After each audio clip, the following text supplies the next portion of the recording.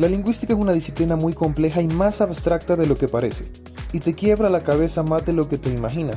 Básicamente, lingüística viene de la etimología de lengua, que hace referencia al habla, idioma, lenguaje, etc. E ista, que significa oficio, oficio de lengua. Lo cierto es que los estudiosos de esta materia generan una gran capacidad de inteligencia y cultura, pero ¿por qué? No parece nada de otro mundo el hecho de estudiar el lenguaje y su estructura. O tal vez sí. Descubrámoslo en este nuevo episodio del Entendiendo Show. Gracias por estar aquí y les aseguro que nos vamos a divertir. Bien, primero lo primero. Los conceptos básicos que plantea la lingüística son los siguientes: lenguaje, lengua y habla. El lenguaje hace referencia a cualquier tipo de comunicación, ya sea hablado, de señas o el de un programador.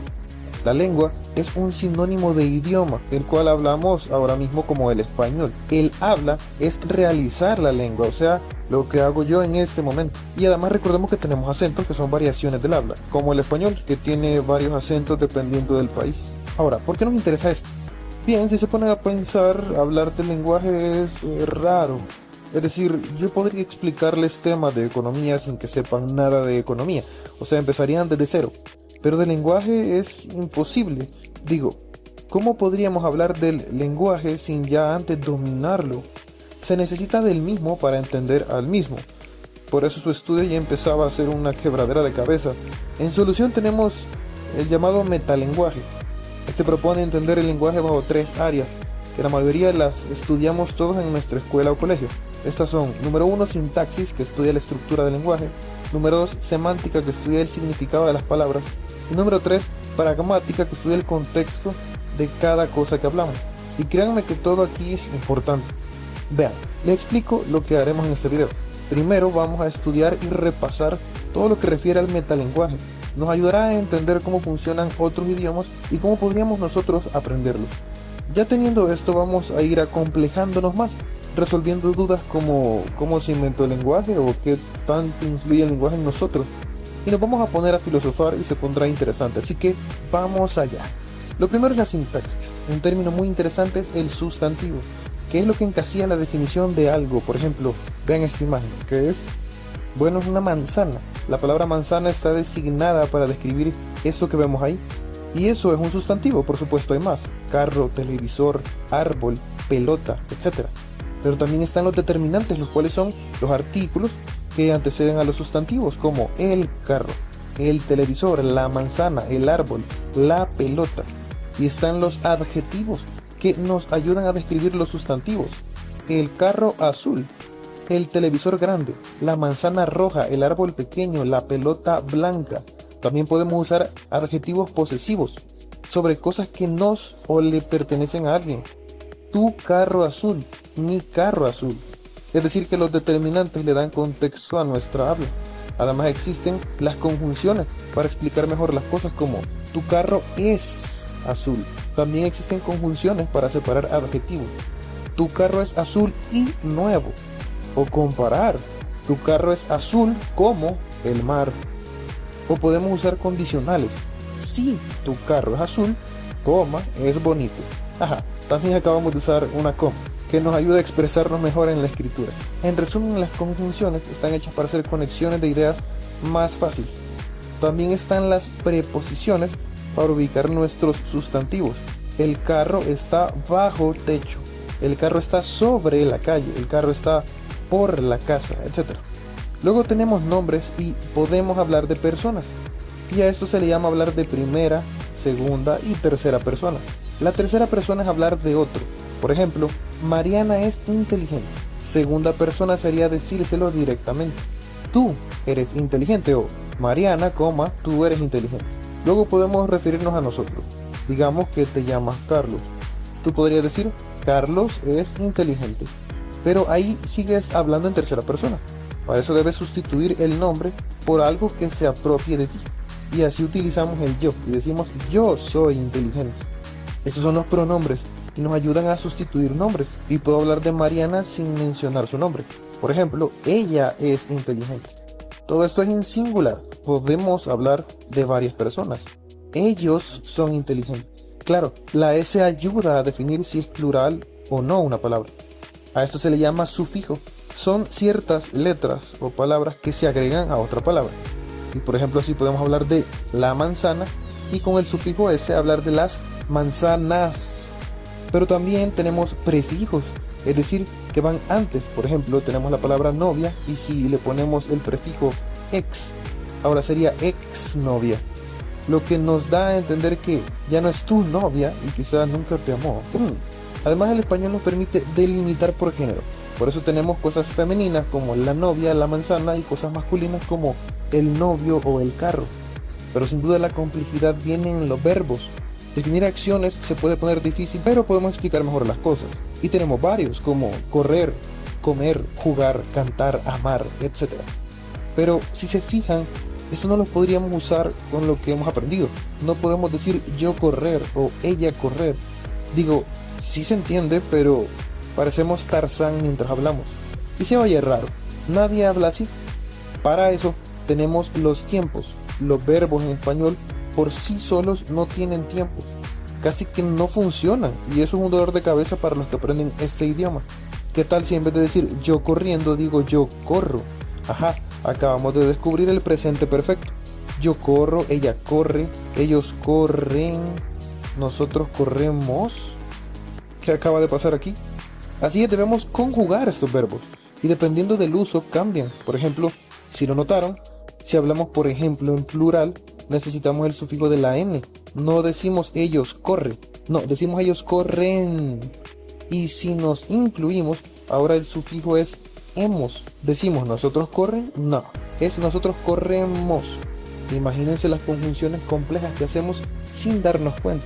Pero el problema es que el lenguaje no solo vive en el presente, sino que puede viajar al pasado y al futuro. El pasado lo referimos como pretérito, viene del latín y hace referencia al pasado. Y tenemos pretérito perfecto e imperfecto. El perfecto se refiere a algo que se hizo y el imperfecto a algo que se hacía pero ya no. Por ejemplo, pretérito perfecto yo corrí, se hizo.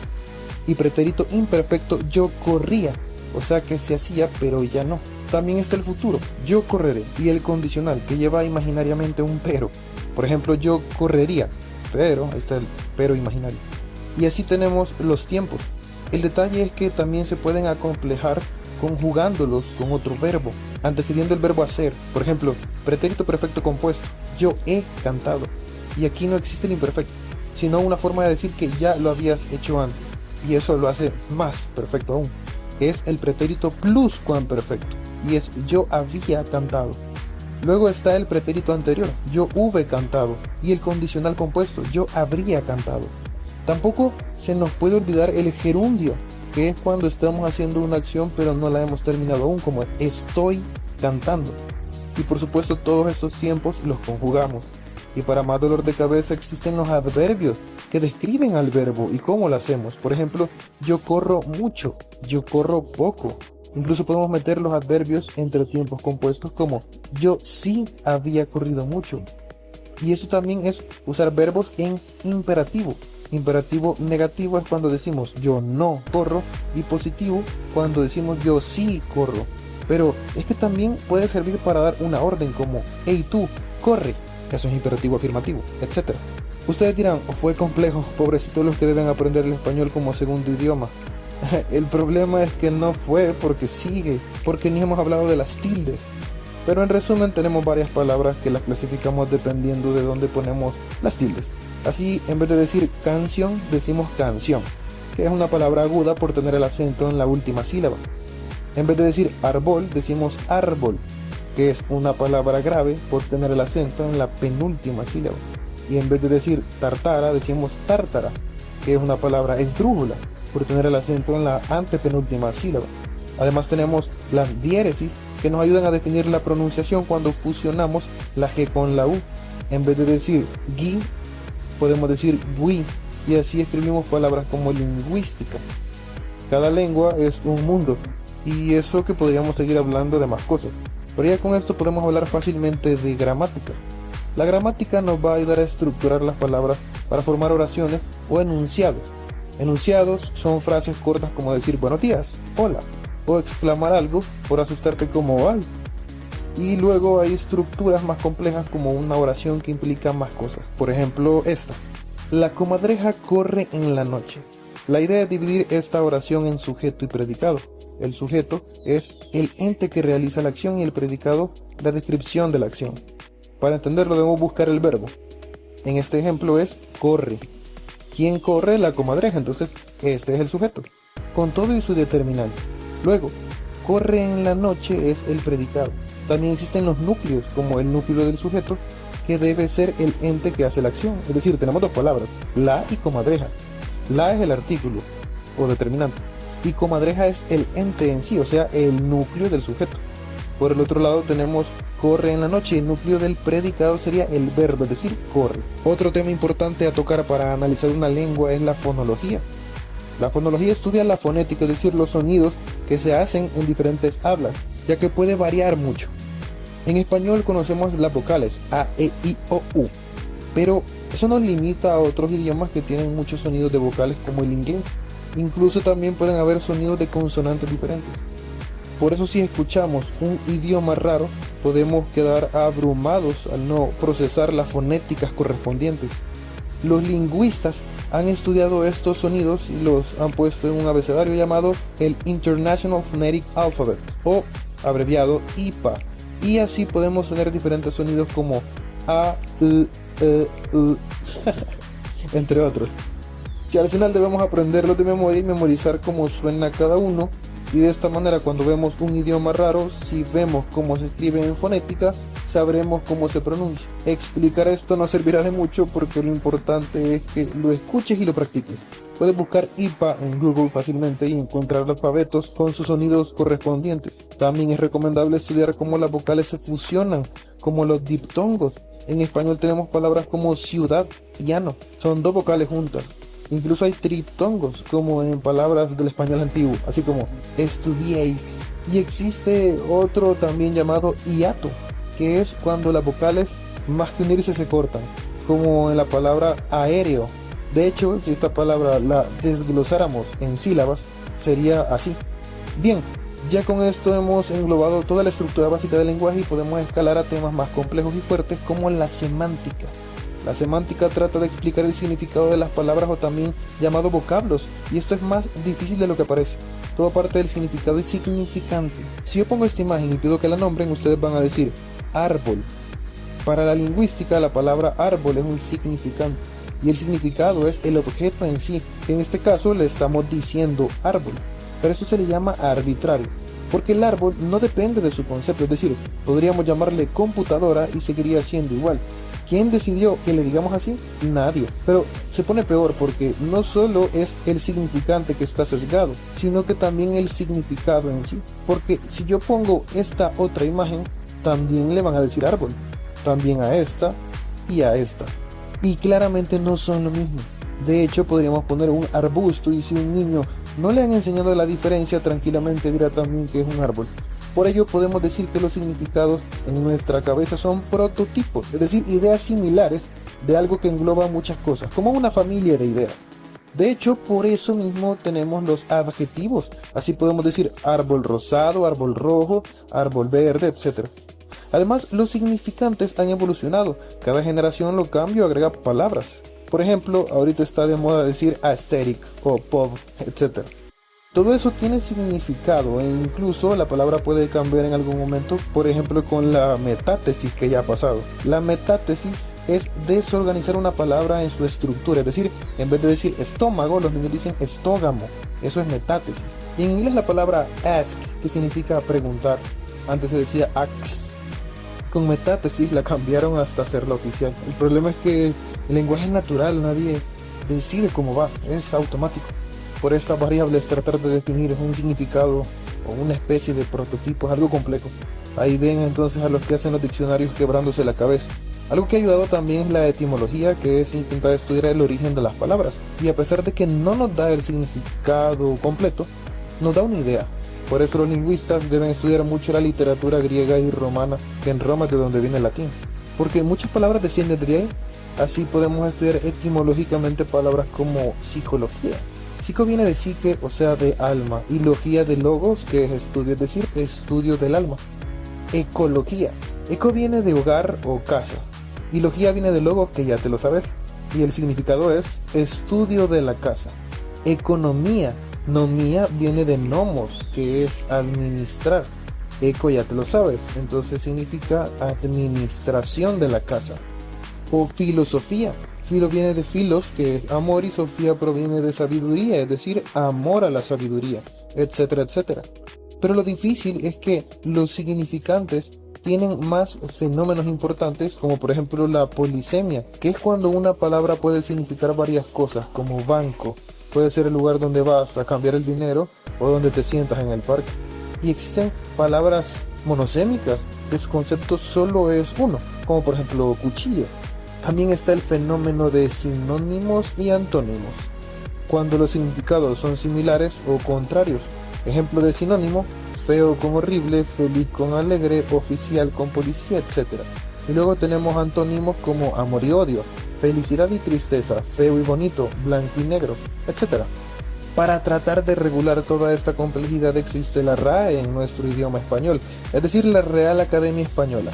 La RAE no impone las reglas, solo investiga y ve qué se está usando en la mayoría de gente que habla el español. Además trata de dar recomendaciones gramaticales y ortográficas. La ortografía nos da las recomendaciones más favorables para escribir nuestro idioma y que se entienda. Y es que no existen vocablos o palabras incorrectas o correctos. Solo existen y ya. Hay gente que dice que fuerte está el calor y otros que dicen que fuerte está la calor. ¿Cuál es el bueno? Ninguno.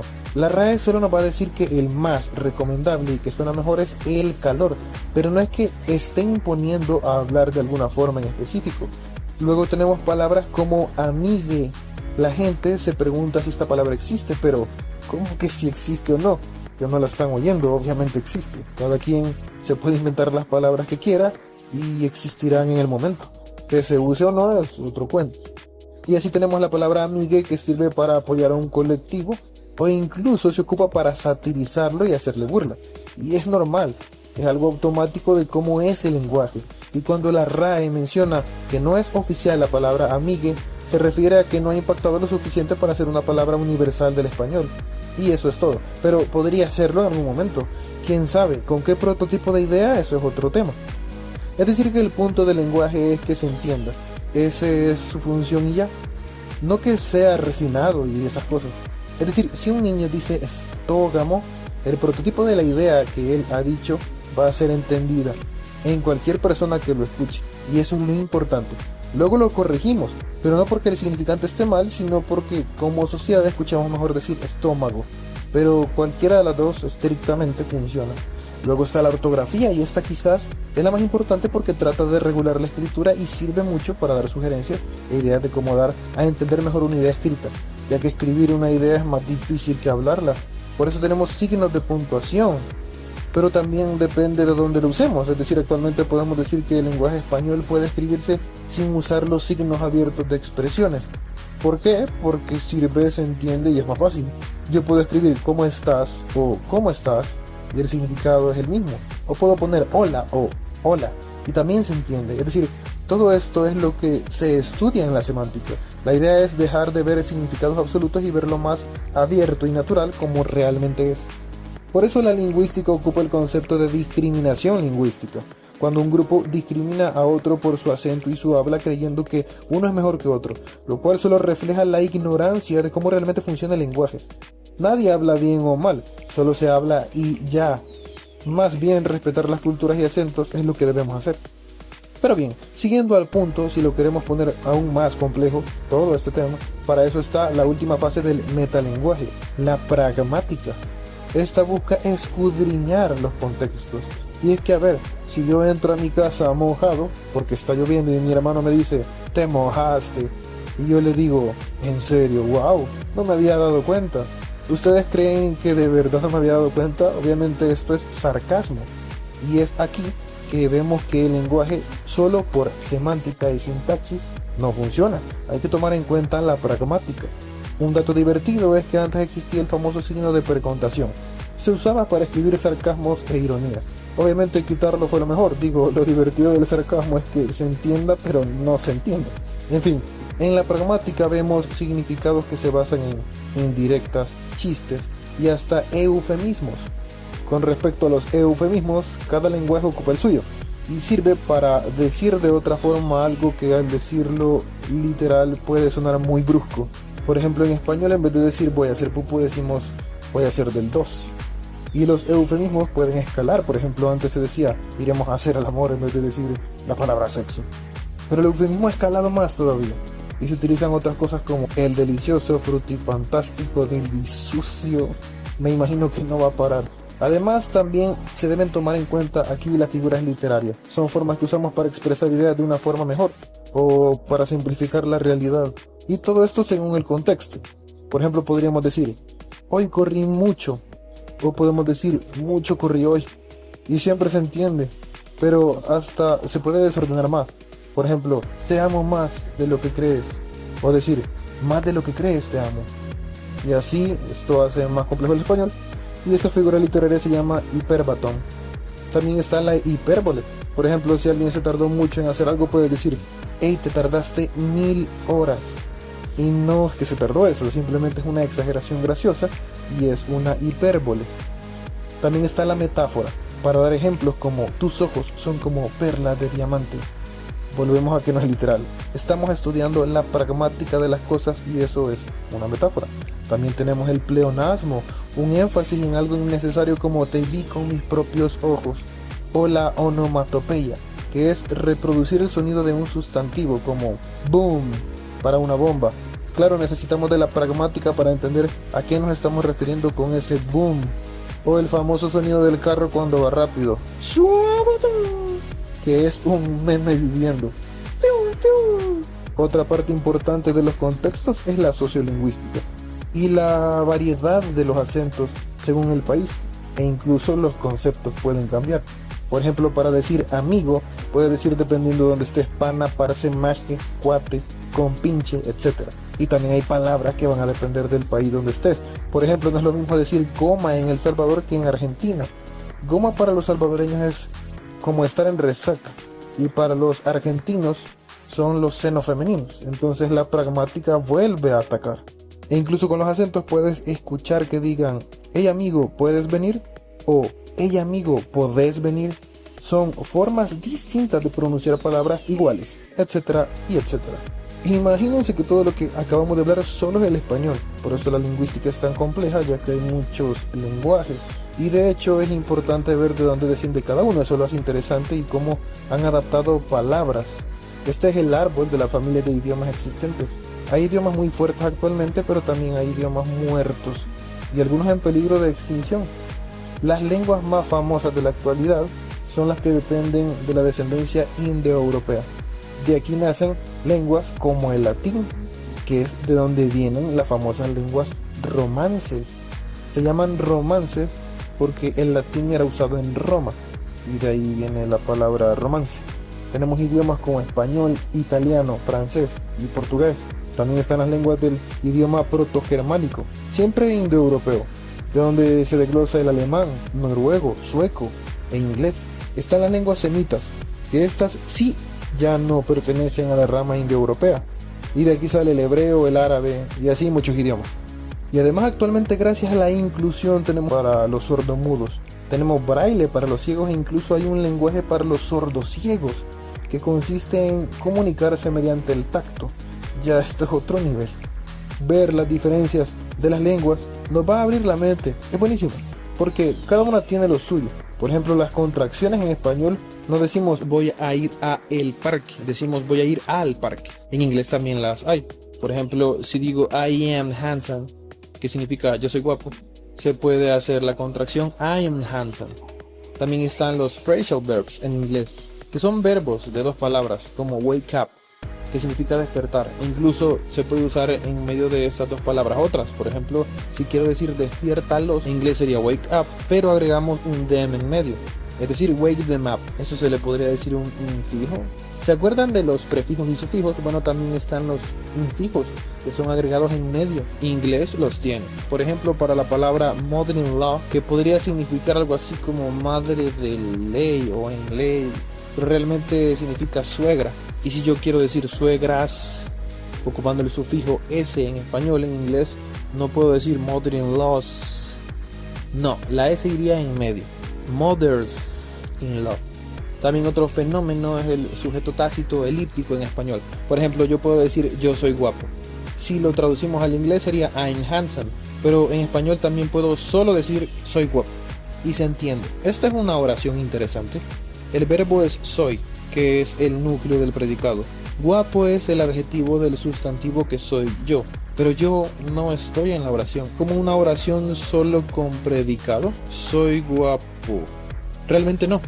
Se sabe que el sujeto está implícito, es un sujeto tácito, no lo lleva pero existe. Esto no funciona en inglés. Si quito el I am y solo dejo handsome, no va a significar lo mismo. Entonces son diferencias del lenguaje. Y así podemos ver cosas que las podemos sentir más bizarras, como palabras que llevan muchas tildes en francés, los símbolos del mandarín, y que sus palabras dependerán de la fuerza y acento de cómo se dicen, para que tengan significado. O el japonés que tiene 3 abecedarios más el del latín que ya conocemos. Dios, qué dolor de cabeza. En sí los idiomas nacen por palabras y expresiones que se van heredando en el proceso. O muy probable también cuando se inventaron los primeros idiomas fue porque muchos grupos lo hicieron distintos en cada región donde estaban. Y por eso muy probable existieron muchos idiomas al mismo tiempo. O había uno madre que se regó y se alteró en el proceso. Pero eso no es difícil imaginarlo. Lo realmente difícil es pensar cómo surgió la primera lengua o las primeras lenguas, cómo se adquirió, quién y por qué lo inventaron. Lo bueno es que ya tenemos una respuesta muy certera a esta gran duda. Lo cierto es que no sabemos, ni vamos a saber probablemente, no sé. Es que es súper complejo, pero no preocupar que al menos tenemos teorías. Para los lingüistas, la adquisición de la lengua debió comenzar con mímicas. Claro, es una teoría. Cuando el sapiens ya podía comunicarse, las mímicas debieron empezar para señalar objetos o lugares. Pero al momento de cazar animales o cubrirse de otro grupo de humanos, las mímicas no resolvían todo, por eso se debió empezar a usar sonidos. Y posiblemente empezaron a tener categorías mediante onomatopeyas de cómo sonaban las cosas. Hasta naturalmente, y bueno, automáticamente, empezar a ponerle nombre a todo. Es decir, sustantivos, pues. La forma de escoger estos nombres es incierta, pero puede depender de nuestra habla. Hay un experimento que existe y es así. Hay 2 figuras. Una se llama Boba y la otra Kiki. Tú debes ponerle los nombres. Ponlos como sientas que deba sonar según cómo se ven. A la mayoría de personas les queda así. Quizás porque Boba se siente más flojo para circular. Y Kiki, al hacer más rígida nuestra boca, lo asociamos con algo más, rígido. Y solo son teorías, pero lo más incierto sin duda debió ser cuando llegaron a los determinantes conjunciones y eso. ¿En qué momento apareció? A saber. Uno de los lingüistas más respetados es Noam Chomsky y menciona que el lenguaje es naturalmente biológico en nuestro cerebro. Es una teoría importante porque explica el por qué lo hemos llevado a un nivel tan complejo como lo tenemos. Además, la adquisición del lenguaje no es fácil, pero se da, se logra. Y esto es mediante la observación y los inputs. Es decir, al recibir y asumir significados, que es lo que nos pasa de bebés. No es que un bebé sea más inteligente que tú por aprender un idioma, simplemente que es expuesto a grandes cantidades de inputs y es forzado a entender todo esto poco a poco. Por eso se dice que la mejor forma de aprender un idioma es así, con inputs. No en clases ni con escritura, porque un niño aprende a escribir después de que ya maneja el idioma. Es increíble el proceso gramatical y sintáctico que hace nuestro cerebro sin nosotros darnos cuenta. Ya quisiera yo conjugar verbos y estructurar oraciones en árabe, como lo hace un niño de Arabia a sus 7 añitos, o un niño en Japón con el japonés. Así igual con el español, etc. Que el español no es un idioma fácil tampoco. Lo cierto es que el lenguaje influencia mucho en nuestra realidad y forma de ver la vida. Por eso, tantas culturas y formas de pensar. Para que entiendas bien esto, lo explicaré de la mejor forma posible. Imagina el lenguaje de las abejas. Dan coordenadas con su forma de volar, dónde está el camino a seguir para buscar miel, pero su cerebro es limitado. No puede describir qué tan genial estuvo la flor donde estuvo o cuánta miel recogerá mañana. Esto le afecta a que no vea la vida en la complejidad que nosotros lo hacemos. Asimismo, nuestro lenguaje nos limita y muy probable tenemos sesgos de muchas cosas que ni nos damos cuenta que no podemos expresar. Kuuk Tayor, espero se pronuncie así. Así se llama una cultura que no usa las palabras derecha e izquierda. Ellos explícitamente usan el norte, sur, este y oeste. Entonces, si le das una indicación, es tipo, ve hacia el norte. Es decir que sus mentes están súper ubicadas y orientadas siempre. Su forma de ver la vida es muy diferente a la nuestra. También, por ejemplo, hay culturas esquimales que al vivir en lugares helados donde el mayor color que se veía era el blanco, tenían un montón de variaciones de este color. Blanco tal y blanco tal, etc. Habrían tantos blancos que ellos podrían apreciar sus diferencias. Y muy probable a nosotros vivir ahí ni lo notáramos. O incluso idiomas actuales como el español, que usan formas para dirigirnos a personas como vos, con mucha confianza, tú, con cierto distanciamiento, y usted, para personas que se les tiene respeto. Y ojo, que hay países que no usan el vos, solo tú, y ya con eso se demuestra confianza.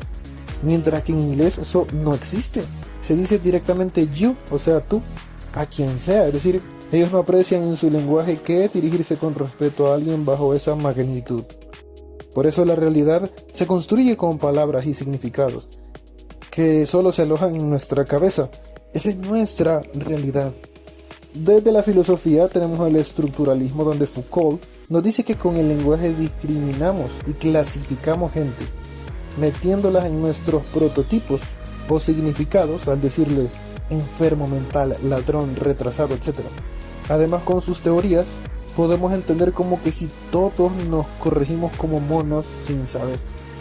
Hay un famoso experimento que muchos lo conocerán, pero lo voy a parafrasear para los que no.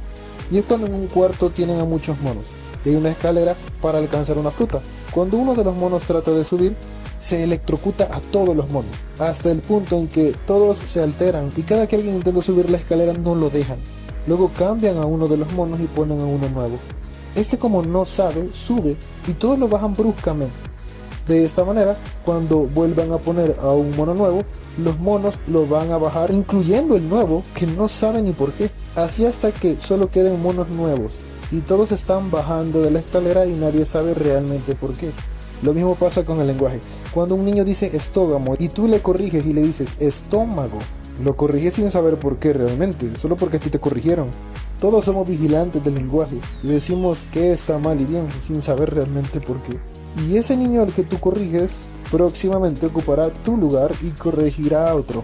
Si te interesa la filosofía, puedes ver el video de filosofía de este canal y verás que te volará la cabeza con propuestas como las de Jacques Lacan sobre el lenguaje. El punto es que ya vimos que todo esto realmente es muy complejo. Por ende, no queda más decir que respetemos el lenguaje.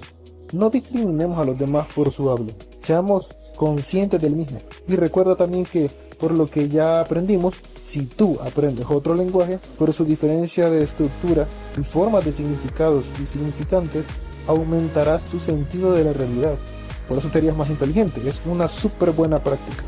En fin, gracias a todos por ver este video. Espero hayas aprendido mucho. No se te olvide darle like y suscribirte a Universal Data. Y esto fue un episodio más del Entendiendo Show.